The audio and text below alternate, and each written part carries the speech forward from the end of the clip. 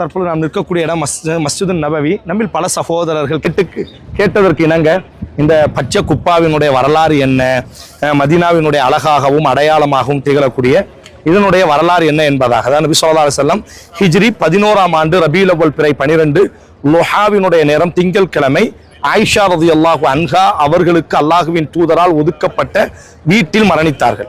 இறை தூதர்கள் எங்கு மரணிக்கிறார்களோ அங்குதான் அவங்களை அடக்கம் செய்ய வேண்டும். அந்த அடிப்படையில் ஆயிஷா ரலியல்லாஹு அன்ஹாவுடைய வீட்டில் தான் அவங்களை என்ன செய்யப்பட்டுச்சு, அடக்கம் செய்யப்பட்டுச்சு. பிறகு அபூபக்கர் ரலியல்லாஹு, உமர் ரலியல்லாஹு, நபியினுடைய 2 தோழர்கள் ரலியல்லாஹு அன்ஹும் அஜ்மஈன் அவர்களையும் அதே வீட்டில் தான் அடக்கம் செய்யப்பட்டது. அடக்கம் செய்யப்பட்டதற்கு மேலாக எந்த விதமான அடையாளங்களும் இடப்படவில்லை. ஒரு வீட்டுக்குள்ளாக என்ன செய்யப்பட்டார்கள், நபியும் 2 நபித்தோழரும் அடக்கம் செய்யப்பட்டார்கள். பிறகு ஹிஜ்ரி 678ஆம் ஆண்டு, கிட்டத்தட்ட ஒரு 600 வருடங்களுக்கு பிறகு மம்லூக்கி ஆட்சியாளர் மன்சூர் என்ற ஒரு ஆட்சியாளர் தான் இந்த பச்சை குப்பாவை கட்டினார். அதாவது நபி ஸல்லல்லாஹு அலைஹி வஸல்லம் அவர்களினுடைய மரணத்திற்கு பிறகு நபித்தோழர்களோ தாபியீன்களோ யாருமே இந்த அடையாளமாக கெட்டவில்லை.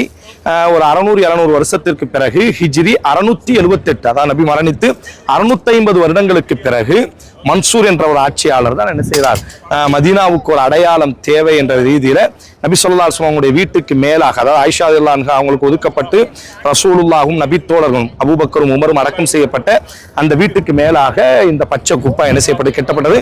ஆரம்பத்தில் பச்சை குப்பாவும் அல்ல, ஒவ்வொரு ஆட்சியின் பொழுதும் வெள்ளை நிறம் அடிக்கப்பட்டிருக்கிறது, கருஞ்சிகப்பு அடிக்கப்பட்டிருக்கிறது. தற்பொழுது துருக்கியினுடைய ஆட்சியின் பொழுது இது பச்சையாக இந்த குப்பாவுக்கு நிறம் அடிக்கப்பட்டது. இதற்கு கீழாகத்தான் நபியும் 2 நபித்தோழர்களும் அடக்கம் செய்யப்பட்டிருக்கிறார்கள்.